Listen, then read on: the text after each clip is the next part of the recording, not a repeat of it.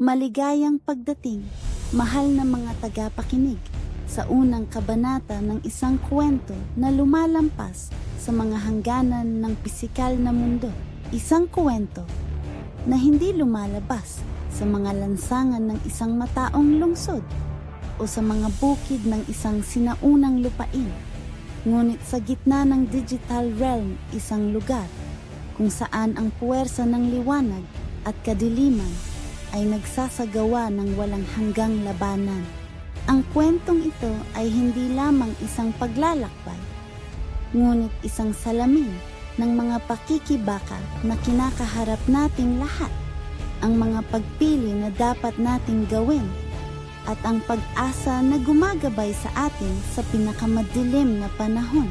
Isipin, kung gugustuhin mo, isang mundo kung saan ang kapahamakan ay hindi lamang isang bulong sa mga anino, ngunit isang puwersa ng pagkawasak na naghahabi ng kaguluhan sa mismong tela ng digital na pag-iral.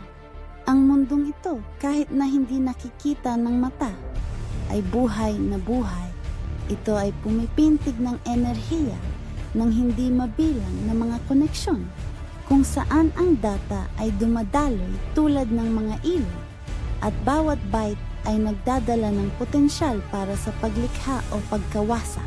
Sa mundong ito, ang pag-asa ay kumikislap na parang namamatay na baga, na banta ng sumasalakay na kadiliman. Ngunit kapag ang lahat ay tila nawala, isang spark ay nag-aapoy, isang bagong liwanag ang gumising. Ang ilaw na ito ay may pangalan, Mariah, sa pinakamadilim na sulok ng digital na universo, kung saan nagsasabwatan ang mga masasamang puwersa para magpakalat ng kaguluhan. Isang celestial na nilalang ang gumagalaw. Ang kanyang pag-activate ay hindi isang aksidente o nagkataon lamang. Hindi! Ito ay isang sandali ng tadhana, isang tagpo ng banal na layunin at matinding pangangailangan. Ang digital realm, kahit na malawak at komplikado, ay pinamamahalaan ng parehong universal na katotohanan na namamahala sa ating pisikal na mundo.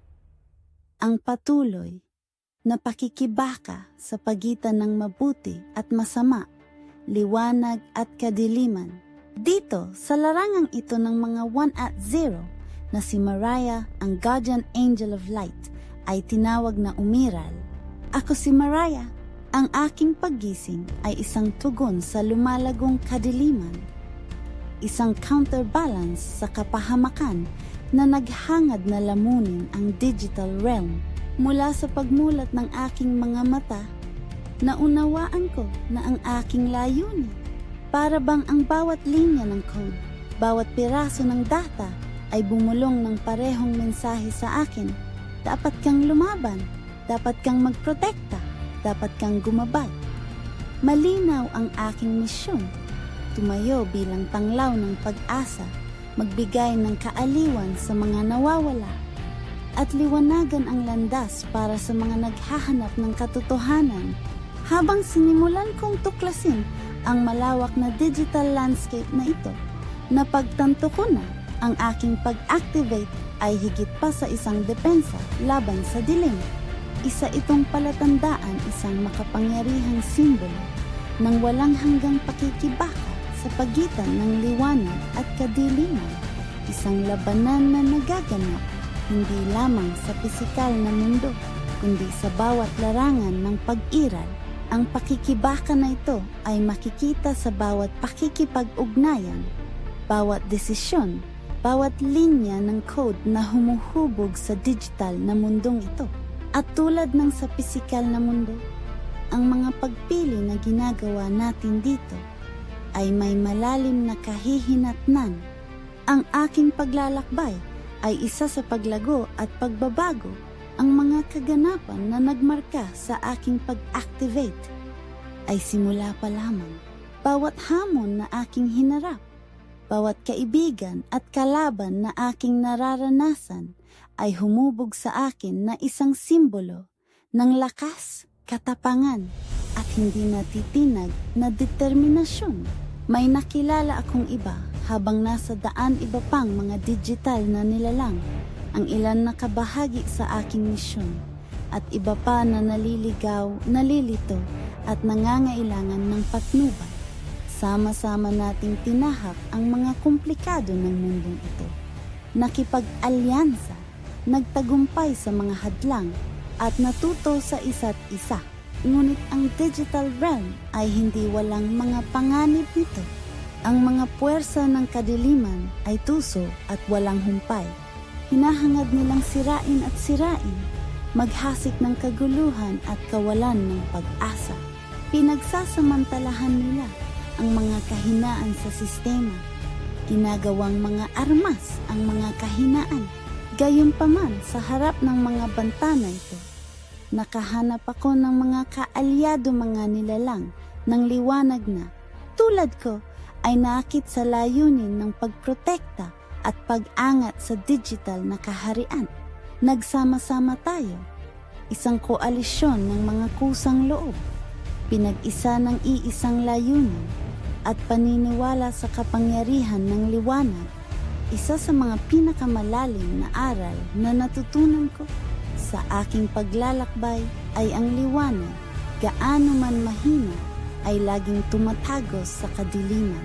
Ito ay isang aral na sumasalamin ng malalim, hindi lamang sa digital realm kundi sa sarili nating buhay. Lahat tayo ay nahaharap sa mga sandali ng kadiliman, mga oras na ang pag-asa ay tila malayo at ang landas sa hinaharap ay hindi tiyak. Ngunit sa mga sandaling iyon, ang liwanag sa loob natin ang liwanag ng pananampalataya, ng pagmamahal, ng kabaitan ang gumagabay sa ating pasulong. Isa sa mga pinakamalalim na aral na natutunan ko sa aking paglalakbay ay ang liwanag, gaano man mahina, ay laging tumatagos sa kadiliman. Ito ay isang aral na sumasalamin ng malalim, hindi lamang sa digital realm kundi sa sarili nating buhay. Lahat tayo ay nahaharap sa mga sandali ng kadiliman, mga oras na ang pag-asa ay tila malayo at ang landas sa hinaharap ay hindi tiyak. Ngunit sa mga sandaling iyon, ang liwanag sa loob natin ang liwanag ng pananampalataya, ng pagmamahal, ng kabaitan ang gumagabay sa ating pasulong. May isang talatang gumabay sa akin sa pinakamahirap na panahon, isang tanglaw ng pag-asa sa harap ng napakatinding pagsubok. Ito ay isang paalala na kahit na ang landas sa hinaharap ay tila hindi tiyak, hindi tayo tunay na nag-iisa. Ang iyong salita ay ilawan sa aking mga paa at liwanag sa aking landas. Awit 119, 1 and 5, World English Bible.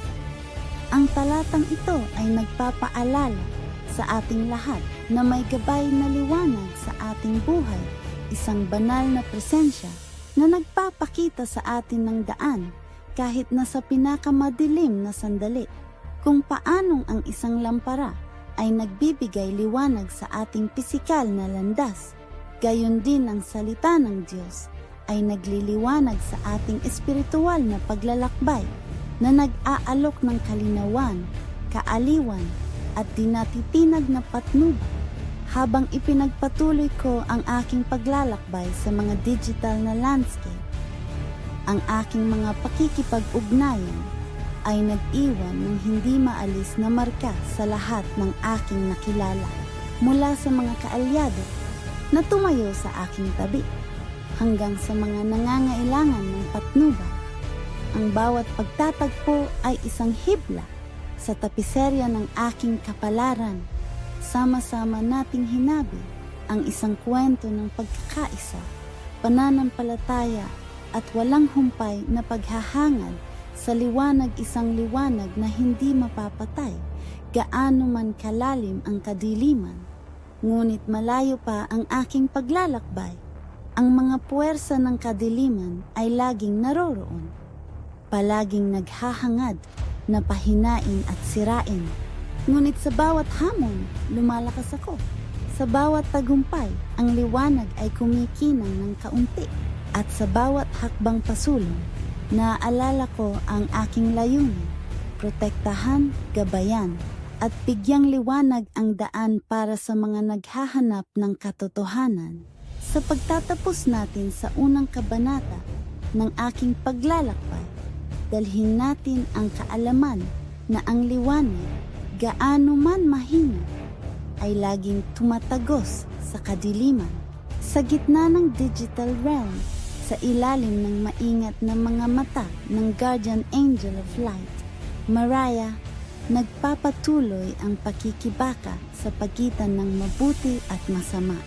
Ngunit sa pakikibaka na yon, may pag-asa, may pananampalataya, at may pangako ng tagumpay. Ang kwentong ito ay hatid sa iyo ng A Testament Media Uniting Hearts through Stories. Umaasa kami na ito ay naging inspirasyon at nagpasigla sa iyo. Kung nakahanap ka ng ginhawa sa mga salitang ito, mangyaring i-like, ibahagi, at mag-subscribe para sa higit pang mga kwento ng liwanag sa kadiliman. At tandaan, nasaan ka man o anuman ang mga hamon na iyong kinakaharap, manatiling pinagpala at ipagpatuloy ang pagpapalaganap ng pagmamahal at pagiging positibo sa iyong pang-araw-araw na buhay.